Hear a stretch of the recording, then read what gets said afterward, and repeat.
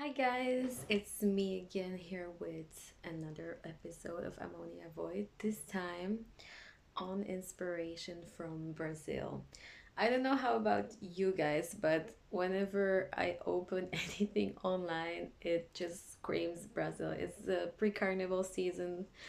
We are soon in the carnival season, and the fact that I was there last year exactly at this time, celebrating, feeling the heat and the rhythms of samba in Bahia, in Brazil. I feel hardcore FOMO. And so I decided to bring a little bit of Brazil back here in cold Paris. And I just decided to make an episode on what actually inspired me in Brazil, what kind of books I brought back with me. So we start with a little bit of um, approach to life from a Brazilian perspective, and then we dive into some art world there and specific books. You know, the main reason what really inspired me there is, of course, apart from the amazing weather, food, and beautiful people, that there's a certain way of life that really appeals to me.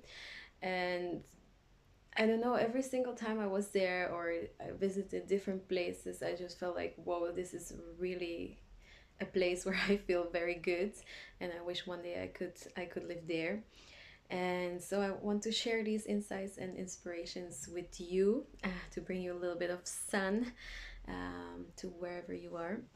And like, in terms of this way of life, the idea is to live to the fullest. And I think this is something that we in Europe lost a little bit, or that we tend to focus on the negative aspects of our life. We tend to complain a lot.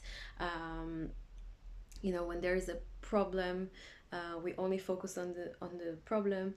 um, and I noticed that in Brazil, barely anyone ever complains. It's more like life is good. Oh, well, it didn't work out. We move on, and they don't focus on the problem. And I mean, or they don't internalize the problem. And I think the fact that we are often very negative, or we speak negatively about things, people, and issues, um, it becomes a whole different mindset that somehow, because of this negativity bubble, our lives also become negative because of that. It's almost like a self-fulfilling prophecy that you just keep complaining, and then you find another thing to complain about. Whereas in Brazil, it's so different in this regard. And you notice it immediately, I think, especially if you travel from winter Europe to summer in Brazil. It's like the difference is crazy. Only just by watching the people on the streets, because, or if you have conversations, people never talk about time. They don't really care what's your profession. People just really want to have a good time together with you, and they don't care about whatever your circumstance. And I really appreciate it, because the focus is on being present. People are not necessarily on their phones. There are many reasons because of that. It's not only the way of life, but also for security reasons. So you really focus on each other, um, and the good time to have together, or enjoying the place, enjoying the view, enjoying the food. And then you respond when you're back home, and also the outlook of people is so different. Like, I for Christmas holidays, I was back home in Czech Republic, and I was a little bit in my hermit mode. So I didn't engage with many people apart from my family and a close circle of friends. And when I came back to Paris, I got this wave of anxiety in the metro, because everybody was so grumpy on the street, or wherever, or like, just like standing like this in the subway, or just walking and crashing into you and not say sorry, and then even blame you or whatever, curse you out. I was like, wow, what a heavy energy. And it immediately made me think about when I was in Brazil, how I thought about, seeing people smiling all the time, like genuinely smiling, or just like laughing, and even walking more relaxed. I think we can notice, or I notice this a lot when people have mm, tension or anxiety, depression in their body language. It's just very um, it's like stiff heart movements, whereas in Brazil it's more like very wavy, flowy, a little bit slower, or like, you know, it's kind of dancey movements. um, and people also very much listen to you. That's the massive difference. People don't listen anymore, and it's so rare, and it's a very simple thing that if you're actually saying something to somebody, I noticed many times people don't really pay attention, or they're doing like five things at the same time, or if they're on their phone, or they're like looking somewhere else. It's not really active listening, and there somehow it still works. And to tell you a little bit about the art scene that I had the chance to discover there. um, so, well, I will talk mostly about Sao Paulo, where I was my last trip. It was in November, and I was part, or I visited two art festivals. One was called ZUM, and other one was Miólos. They were both a little bit different. ZUM was mostly focused on photo books and photography, and Miólos was focused on printed media, graphic design, illustration, and there was also a little bit of photography. And going through the publications, the exhibitions, the presentations, I found that um, art in general in Brazil is so much more daring. It's more do it yourself. People experiment with a lot of textures. Um, there is not this obsession with perfection and this smoothness of everything. It's just more like chaotic, but in a good way. That you can see differences between people's works. Sometimes when I go to art fairs, photo book fairs in Europe, I feel like there's such a standardized form of photo books that are produced here, that I cannot really distinguish artists from themselves. So that's why I thought it was really refreshing to see that. And a great difference was also that people really buy from each other, artists supporting each other. I don't know, um, other publishers buying from each other. So there's this constant flux of support, and the amount of people that was there was insane. It was just really like busy event. And in general, it just gave me the sense that people do not operate as individuals there, but more in a collective manner, and they really support each other. So of course there is competition, but in a sense that, okay, these are my friends and I'm gonna support them, um, or this is something that I really like and I'm gonna buy it. And the prices were very reasonable for what it was. Sometimes now in Europe the prices for photo books are so freaking high, but I understand because also the printing prices got very high as well. So there is like this difference in balance, and we have to figure out how much support we can actually give. But in general, I feel like I want to buy so much more things there than here. But of course, it's something that you're not familiar with, so everything's like kind of new to you. But it was nice to see that people were actually buying. I noticed that I think there is some art crisis going on, obviously, in Europe. So people stop buying, and I see that, or I feel really sad for the art scene here, that people struggle, and and and it's the wrong people struggling. It's always the wrong people struggling. Why? Um, but I really want to encourage people to try to support art in any way they can, by um, sharing your favorite artist's work, or buying a poster or sticker from them. It just changes a lot. Sometimes people really need this little push, and it will put things in motion and create like a nice positive cycle, so that the art scene can actually exist so that it doesn't stop in this particular moment in history is so important to create, because already the fact that we as artists are creating it while reading this terrible news and trying to process what is happening in the world, we still try to bring something into into the world for people to enjoy, people to understand, people to process, or to just distract them from this terrible reality, but not distract them from not paying attention, but more to make life a bit more bearable. And that's why we need to support each other.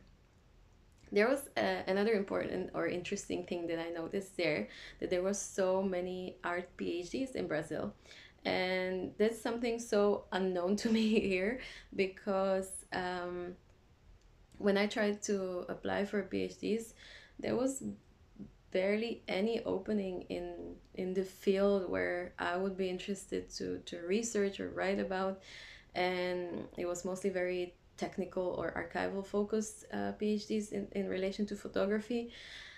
Whereas in Brazil, most of the time, you can suggest what you want to write about, and it either gets approved or not. But what you can provide like a timeline, what research you want to do, why is it important for the field and for you.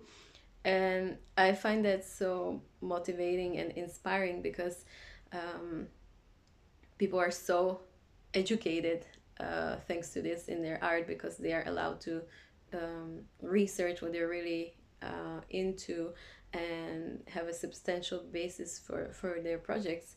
and and it's not this pretentious blah blah that I often hear from people, that they put like Deleuze or I don't know, all these Foucault's and crazy philosophers in their projects descriptions that nobody understands or never finds this relation to the artwork. That's something that I didn't find there, and I was really happy about it. And I hope there would be more PhDs of art in Europe, that will give artists the freedom to research, get some funding to really dive into the topics they want to explore. Now, if I want to read about certain topics, it's hard to get access when you're not a scholar, when you're not having this access to digital libraries. When, of course, you have physical libraries, but it's not the same. If you have a very niche topic, you really have to like dig it up or ask people who study somewhere if they can find a special text for you. And another thing was Brazil's appreciation of the indigenous archive, and let's say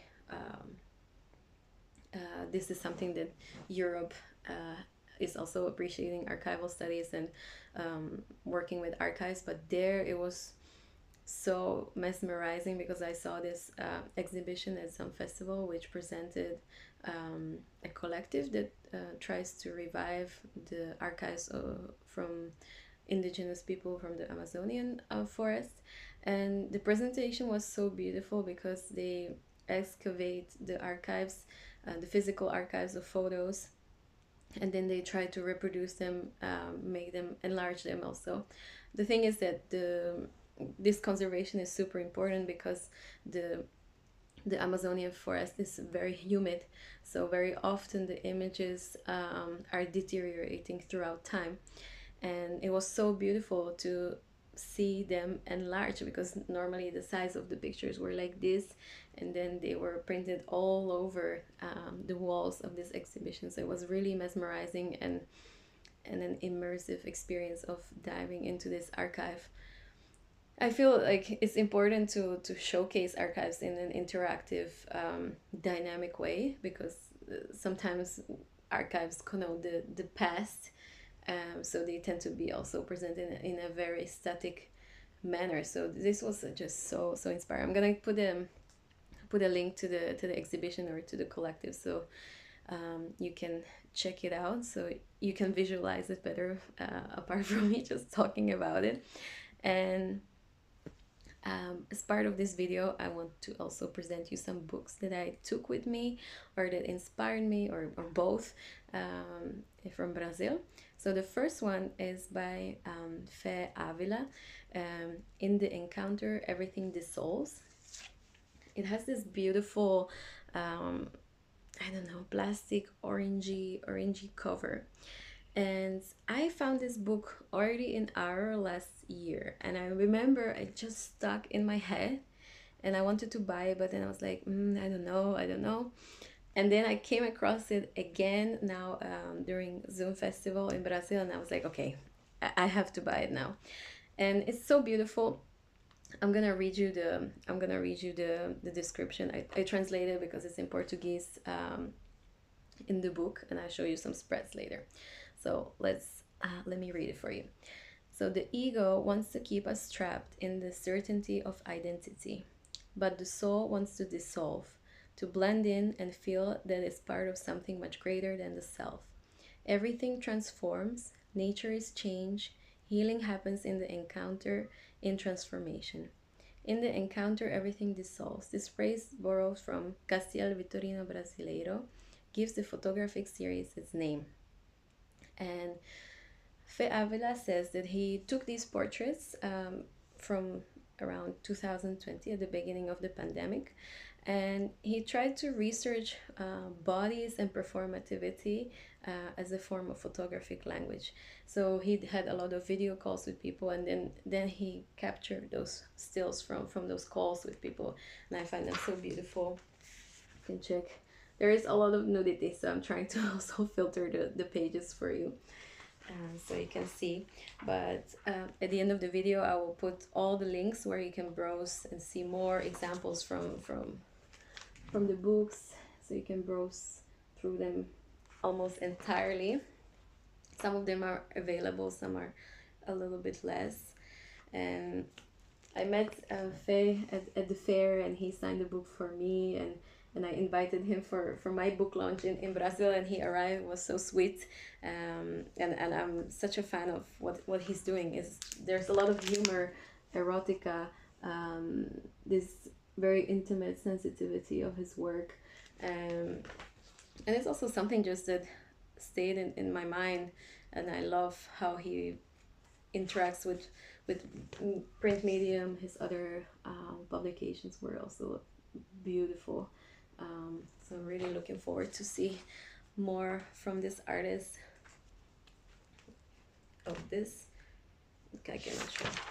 I'm sorry. Let's see if I can find the last one that I can put here. And this one. So this is the first book that I wanted to present you. The next one is very much related to my experience in that I had in São Paulo, because one of my photography encounters was when I went to a porn cinema called Cine Aroche, and it was one of the most intense experiences of my life, and I tried to write about it after, and I developed the pictures. So I'm not gonna share more here now because I'm trying to save it for my book about transcendence. But to tell you a little bit of background, there's a popular scene, underground scene of porn cinemas in the city, and they're actually very old. Like the one I visited is like from the 50s, and usually they're running non-stop. And it's not just a cinema, of course, it's also very much a erotic, very filthy place. People meet there to indulge in certain activities apart from watching the movies. And I remember that I went to this cinema, and because of the intensity, I was just like, I couldn't focus at all, because I went straight after to teach a workshop, and this lovely group that was with me for that week, and it was held in a lovely house in a lovely store of photo books. owned by Luciana and Fujoka. They're amazing people. And when I told them the story that I just came from this cinema to the workshop, they gave me a book, and the book is this one.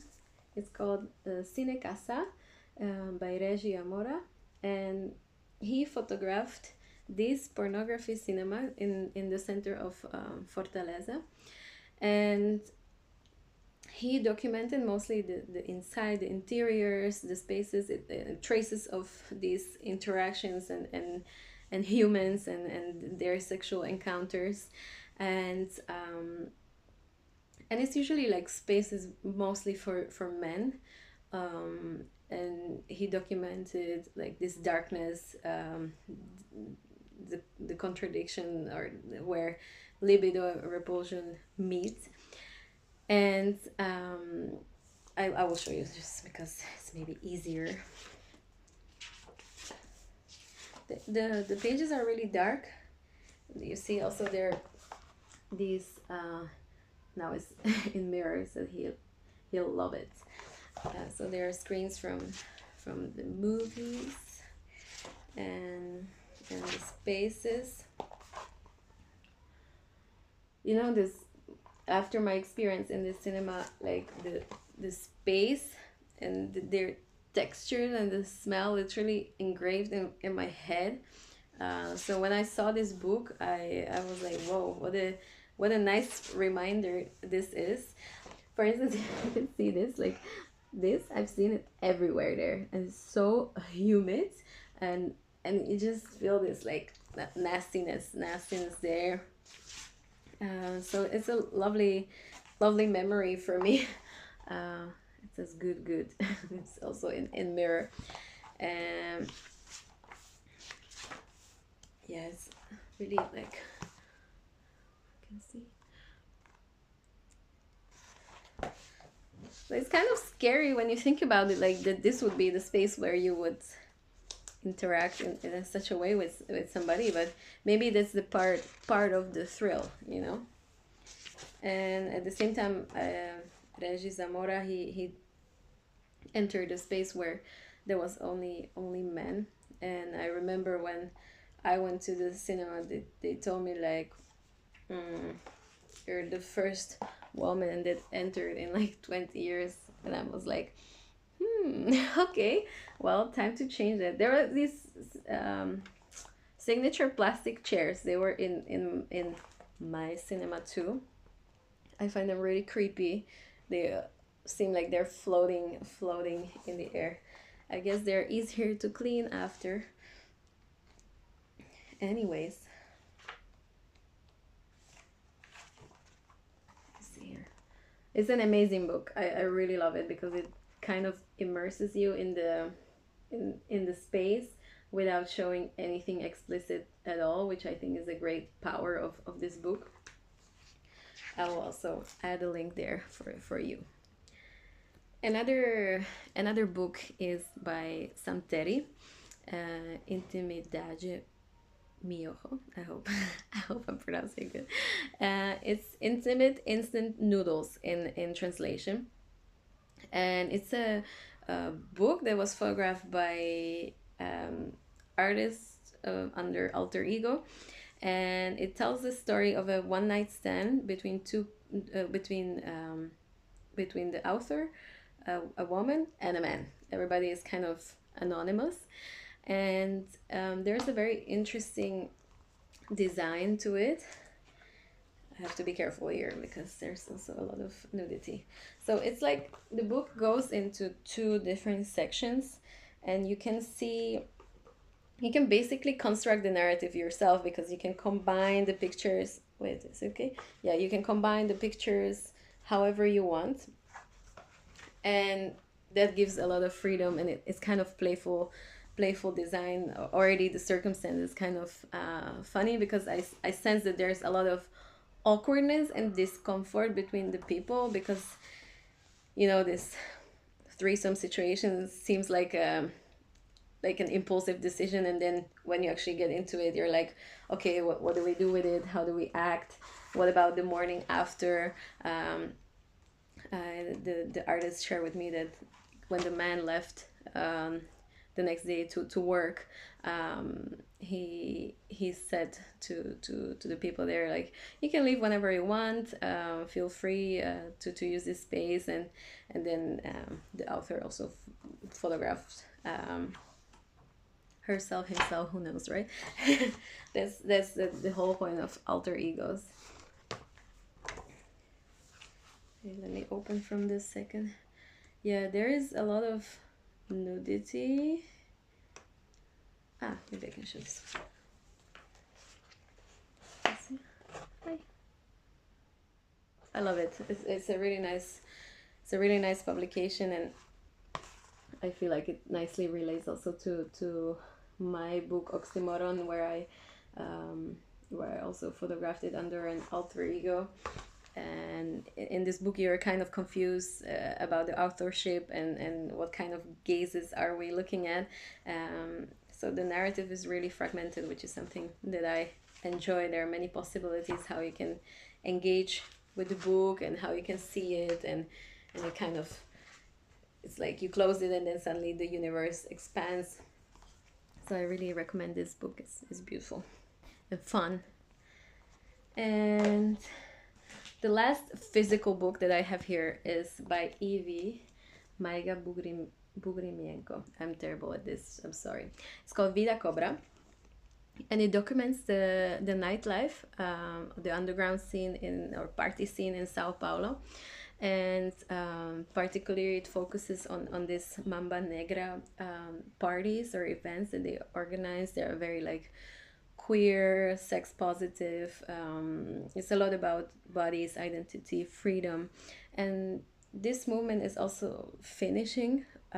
So it's actually a very important archive of the scene.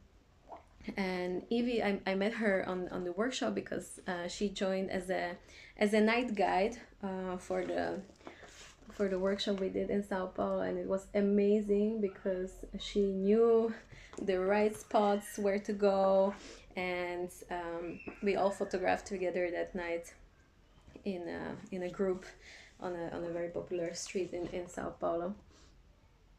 And I really like her as a person, and her style is amazing because she uses this digital, like really old school digital camera, which is very small, that she can put in her pocket, and then she can just snap wherever. People give her the nickname the queen of nightlife photography in Sao Paulo, which I think is very well justified. I love this book. I think I can show more from this. I'm scared to like browse through the pages because you never know with this censorship everywhere. You also have like this bookmark, which is a party bracelet. It's really great. I think it's very well edited, very beautifully printed. I really recommend this book. I'm not sure if it's still available because it's almost sold out everywhere, but it's absolutely beautiful. Let me check if I can show you more. Yeah, it's very textural. The blacks are beautifully printed. It's matte. I don't know, just feels good to go through this, and the volume is large. I love it. And we go to the grand finale of the last book, which is unfortunately a book that I don't have here in a physical way, but it's a book that a friend of mine mentioned to me, saying that when he first saw my work, he thought of her work. So I was of course very interested to see who this person is and what type of work she does. It's a book called Digital Diaries by Natacha Merritt, and this book is like from early 2000s, I think, and she basically photographed a lot of her friends, herself, and some acquaintances, and it's a very intimate book because she poses all the time with like a selfie with different times of the day with her camera, and the angles are very strange because she takes most probably herself. And so she's always like laying in a bed or having a shower or having sex with somebody or pleasuring herself and all these different things, and they're all like in the book in a something that's I would, I don't know how to say, I would not expect to be published back then because it's pretty daring, and I miss this type of work, like this honest type of work, to see it today, and I found it very inspiring. It's kind of hard to get this book. I'm still trying to get my hands on it and find it. So before you guys buy it, I buy it, okay? And there's this funny quote that she said about this book. She says, I found a new mode of masturbating my way into the next millennium. So it was actually, oh my God, it was actually from the 90s, so not even 2000s. Um, I really recommend this book. She photographed on digital camera and Polaroid. It's very, very intriguing, and it has this like aesthetics of late 90s, early 2000s, which is really, really beautiful. The colors are really beautiful. So to come back from Brazil, let's say, I realized how much energy we spend here explaining who we are, what we do, and why it matters. And in Brazil, being present kind of did that work for you. And it just made me rethink a lot, not just my photography, but also the pace of my life, the way I live my life, my expectations, and the kind of environments I want to build around my work. You know, not everything has to be always rationalized or negotiated. It just has to be lived, and that's something that is so important also for my work, that like those encounters are actually lived, they are not staged. And so that we're going to the takeaways. Don't worry, I know this episode is a little bit longer, but we're going to the takeaways. um, Number one, inspiration doesn't always arrive as aesthetics, but rather as a way of being. This is exactly what I was just explaining to you. You just live through the moment, and that's what was the biggest inspiration, because you felt it yourself, you know, and you try to put that feeling into your work. Number two, um, presence is a radical thing in a culture that is obsessed with speed. The fact that people actually listen to you, they look at you, and they are together with you without being constantly distracted, it feels sometimes more transformative than any image. Sometimes I just don't even want to take a picture because I really want to enjoy this moment without distractions, without my phone, without my camera. And that's okay. And maybe you transform this moment in a different way. You see it again, and then is the time to take a picture. But prioritize your being, you living your life.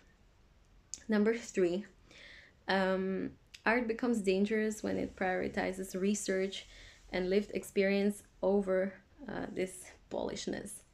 And this Brazilian art scene really reminded me that you don't need this pretense at all. And the real intelligence, the real knowledge comes from proper research and living. You just literally embody the work, and it's so nice that it's actually state supported, which is something that I personally cannot change, but I try to do more research so that I don't need to back up my work, but I want it to have some research base, that it came from somewhere. It's not random, and I am not gonna put these big words on it after. It just stem from them from the from the beginning. From the beginning. Sorry, I have this like meme memory, and sometimes it comes up to me, so sorry about this, so random. Number four, encounters are a method, not just a theme. So you know, like many of the works that moved me the most were based on real encounters, on this questionable authorship, collaboration. They were playful, they were more textural. So everything is based on something that happened, and the encounter itself became the work. It's not that you say, oh yeah, I make work about this. No, you live through it, and that's the work. That's the point. Number 5, intimacy needs proximity. Whether it's, let's say, in underground erotic cinemas, party scenes, or digital diaries, the most powerful work came from artists who belong to the spaces they photograph. This is something that I try to repeat in my work a lot. You have to become what you are photographing, so try to be as close as possible to what you try to capture. And last one, we're coming to an end. To finish here, I would say that Brazil really reminded me that art doesn't need to justify itself to be meaningful. It only needs to be honest, present, and rooted in lived experience. Guys, I hope this was an inspiring episode for you. I hope you can take a little bit of Brazil to your February, or January. What is today? Is January. Sorry. January, and both months, January and February. There's never enough Brazil in our lives, so I give you Brazil vibes for January and February.